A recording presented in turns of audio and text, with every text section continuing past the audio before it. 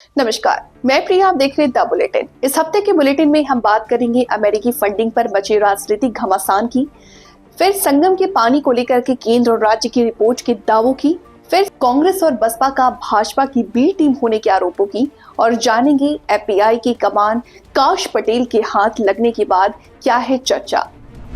प्रयागराज में 13 जनवरी से महाकुंभ स्नान चल रहा है। उत्तर प्रदेश सरकार से जारी आंकड़ों के मुताबिक अब तक करीब 58 करोड़ लोग संगम में डुबकी लगा चुके हैं। प्रयागराज में चल रहे कुंभ मेले के समापन से पहले संगम क्षेत्र में गंगा यमुना के पानी की शुद्धता को लेकर के 2 रिपोर्ट सामने आई हैं। इसे लेकर एक नया विवाद खड़ा हो गया है। दरअसल केंद्रीय प्रदूषण नियंत्रण बोर्ड सीपीसीबी ने नेशनल ग्रीन ट्रिब्यूनल एनजीटी को 3 फरवरी को एक रिपोर्ट सौंपी थी। इसमें कहा था कि गंगा यमुना के पानी में तय मानक से कई गुना ज्यादा फीकल कॉलीफॉर्म बैक्टीरिया है। इसके बाद 18 फरवरी को उत्तर प्रदेश प्रदूषण नियंत्रण बोर्ड यूपीपीसीबी ने एनजीटी को एक नई रिपोर्ट दी। इसमें सीपीसीबी की रिपोर्ट को खारिज कर दिया। इस पर एनजीटी ने तल्ख टिप्पणी करते हुए यूपीपीसीबी से नई रिपोर्ट मांगी है। मामले पर 28 फरवरी को अगली सुनवाई होगी। कुंभ 26 फरवरी को समाप्त हो जाएगा। सीपीसीबी ने कुंभ मेला के दौरान रिंगवेरपुर घाट, लॉर्ड कर्जन ब्रिज, नाग वासुकी मंदिर, दीघा घाट, नैनी ब्रिज और संगम क्षेत्र में पानी के सैंपल लिए। इसमें 13 जनवरी 2025 को गंगा के दीघा घाट और यमुना के पुराने नैनी ब्रिज के पास से लिए गए सैंपल में 100 मिलीलीटर पानी में फिकल कॉलीफॉर्म बैक्टीरिया 33,000 एम्पियन मिला। रिंगवेरपुर घाट के सैंपल में फिकल कॉलीफॉर्म बैक्टीरिया 23,000 एम्पियन पाया गया। सीपीसीबी के मुताबिक नहाने के लिए 100 मिलीलीटर पानी में 2500 एम्पियन सुरक्षित स्तर है। संगम जहां सबसे ज्यादा लोग स्नान करते हैं, यहां सुबह और शाम का परीक्षण किया गया। ये पाया गया कि यहां फिकल कॉलीफॉर्म बैक्टीरिया 100 मिलीलीटर पानी में 13,000 एम्पियन है। रिपोर्ट में फिकल कॉलीफॉर्म बैक्टीरिया ही नहीं बल्कि अन्य मानकों पर भी स्नान क्षेत्र का पानी आचमन और स्नान करने योग्य नहीं पाया गया। सीपीसीबी ने यह भी कहा कि कुंभ में बड़ी संख्या में लोग स्नान करते हैं। इसके कारण लोगों के शरीर और कपड़ों से गंदगी निकलती है। इससे पानी में मल बैक्टीरिया का घनत्व बढ़ जाता है। कुंभ में गंगा यमुना के पानी को लेकर राजनीतिक बयानबाजी भी शुरू हो गई है। उत्तर प्रदेश सरकार ने सीपीसीबी की रिपोर्ट को सिरे से खारिज कर दिया। उत्तर प्रदेश के मुख्यमंत्री योगी आदित्यनाथ ने 19 फरवरी को विधानसभा में इस रिपोर्ट को खारिज करते हुए कहा है कि त्रिवेणी संगम का पानी न केवल नहाने के लिए बल्कि पीने के लिए भी पूरी तरह से सही है। मुख्यमंत्री योगी आदित्यनाथ ने कहा, त्रिवेणी के पानी की गुणवत्ता पर सवाल किए जा रहे हैं। संगम और उसके आसपास के इलाके के सभी नालों को टैप कर दिया गया है और वहां पानी शुद्धिकरण के बाद ही छोड़ा जा रहा है। यूपी प्रदूषण नियंत्रण बोर्ड पानी की गुणवत्ता बरकरार रखने के लिए लगातार निगरानी कर रहा है। समाजवादी पार्टी के अध्यक्ष अखिलेश यादव ने कहा है कि बीजेपी वाले इस पानी का इस्तेमाल खाने पीने और नहाने में करें, तब मानेंगे कि गंगा का पानी साफ है। वहीं इस पर राज्यपाल अभिभाषण पर चर्चा के दौरान विधानसभा में बुधवार को सपा नेता शिवपाल सिंह यादव ने कहा कि सरकार ने गंगा को इवेंट मैनेजमेंट का केंद्र बना दिया है। गंगा का पानी आचमन के योग्य नहीं है। सरकार गंगा जल हाथ में ले और सच बोले। इस सरकार ने 2025 में नाकामी की गंगा बहाई है। राहुल गांधी के आरोपों के बाद उत्तर प्रदेश के पूर्व मुख्यमंत्री और बीएसपी प्रमुख मायावती ने कांग्रेस को बीजेपी की बी टीम बताया है और कांग्रेस सांसद राहुल गांधी पर एक के बाद एक कई आरोप लगाए हैं। दरअसल राहुल गांधी ने मायावती पर बीजेपी को फायदा पहुंचाने का आरोप लगाते हुए कहा था कि अगर बीएसपी इंडिया गठबंधन में होती तो पिछले साल के चुनावों में एनडीए की जीत नहीं होती। इसके जवाब में मायावती ने कहा कि कांग्रेस ने दिल्ली विधानसभा चुनाव में इस बार बीजेपी की बी टीम बनकर के चुनाव लड़ा। ये आम चर्चा है जिसके कारण यहां दिल्ली में बीजेपी सत्ता में आ गई है, वरना इस चुनाव में कांग्रेस का इतना बुरा हाल नहीं होता कि ये पार्टी अपने ज्यादातर उम्मीदवारों की जमानत भी न बचा पाए। दरअसल उत्तर प्रदेश के रायबरेली से कांग्रेस के सांसद राहुल गांधी ने बुधवार को रायबरेली में हुए एक सभा में कहा था, हम चाहते तो बहन जी बीजेपी के विरोध में हमारे साथ मिलकर लड़े, मगर मायावती जी किसी न किसी कारण नहीं लड़ी। हमें तो काफी दुख हुआ था, अगर तीनों पार्टियां एक हो जाती तो बीजेपी कभी नहीं जीतती। हालांकि मायावती इस साल हुए दिल्ली विधानसभा चुनाव की बात कर रही हैं, उसमें कांग्रेस से पहले आम आदमी पार्टी ने ही अकेले चुनाव लड़ने की घोषणा की थी, जबकि आम आदमी पार्टी भी पिछले साल हुए लोकसभा चुनावों को देखते हुए विपक्ष के इंडिया गठबंधन का हिस्सा बनी थी।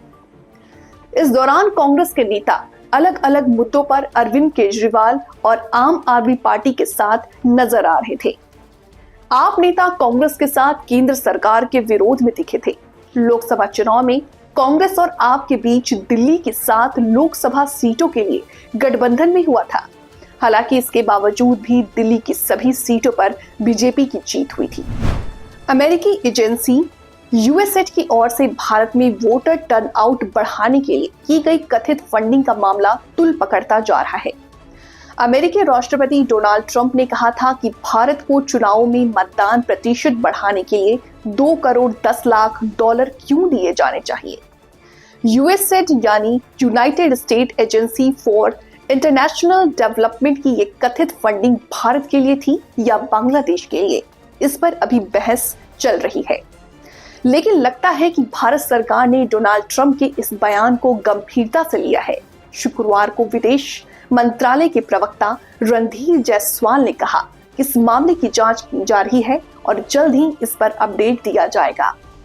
दरअसल भारत को मिले इस कथित फंड पर बहस के बीच अंग्रेजी अखबार इंडियन एक्सप्रेस ने ये खबर छापी है कि ये पैसा बांग्लादेश को दिया गया था।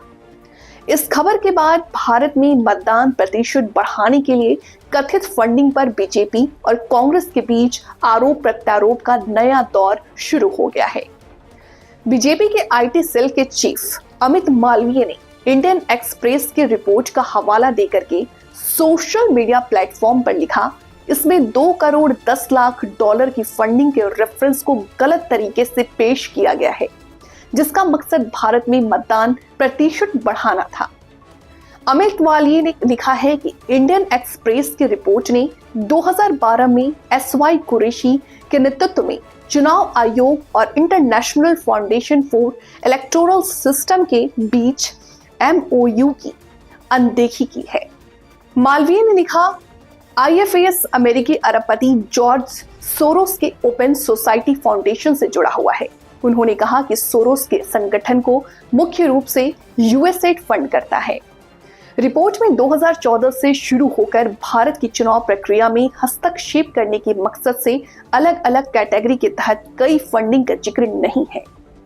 दूसरी ओर इंडियन एक्सप्रेस की इस रिपोर्ट का हवाला देते हुए कांग्रेस नेता पवन खेड़ा ने बीजेपी को राष्ट्र विरोधी करार दिया और कहा कि बीजेपी ही सबसे लंबे समय तक विपक्ष में रही है और उसने ही कांग्रेस सरकारों को अस्थिर करने के लिए बाहरी ताकतों की मदद ली है। वहीं कांग्रेस के कम्युनिकेशन हेड जयराम रमेश ने कहा कि इंडियन एक्सप्रेस की रिपोर्ट ने बीजेपी के झूठ का पर्दाफाश कर दिया। उन्होंने कहा कि बीजेपी को झूठे आरोप लगाने के लिए माफी मांगनी चाहिए। शुक्रवार को भारतीय विदेश मंत्रालय के प्रवक्ता रणधीर जायसवाल ने कहा कि अमेरिकी प्रशासन की ओर से भारत में चुनावी फंडिंग के बारे में दी गई जानकारी से देश के आंतरिक मामलों में विदेशी हस्तक्षेप को लेकर गंभीर चिंता पैदा हुई है।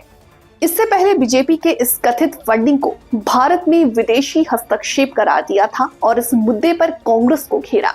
हालांकि कांग्रेस ने भारत को पैसे मिलने के डोनाल्ड ट्रंप के दावे को बकवास करार दिया था। अमेरिकी राष्ट्रपति डोनाल्ड ट्रंप ने भारतीय मूल के काश पटेल को FBI यानी फेडरल ब्यूरो ऑफ इन्वेस्टिगेशन का नया निदेशक नियुक्त किया है। काश पटेल ने गीता पर हाथ रख करके FBI के निदेशक के तौर पर शपथ ग्रहण भी कर ली है।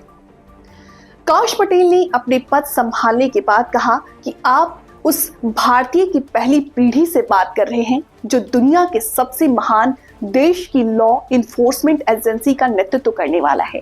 ये दुनिया में कहीं और नहीं हो सकता। मैं वादा करता हूं कि FBI के अंदर और बाहर लोगों की जवाबदेही तय की जाएगी। माना जा रहा है कि ट्रंप के कट्टर समर्थक काश पटेल अमेरिकी फेडरल ब्यूरो में कई तरह से बदलाव कर सकते हैं जो लंबे समय से उनके निशाने पर रहा है। काश पटेल के FBI का निदेशक नियुक्त होने के बाद अमेरिकी राष्ट्रपति डोनाल्ड ट्रंप ने कहा, मेरे काश पटेल को पसंद करने की एक वजह FBI एजेंट्स के मन में उनके प्रति सम्मान है। वो एक मजबूत और ताकतवर शख्स हैं। उनके पास अपना नजरिया है।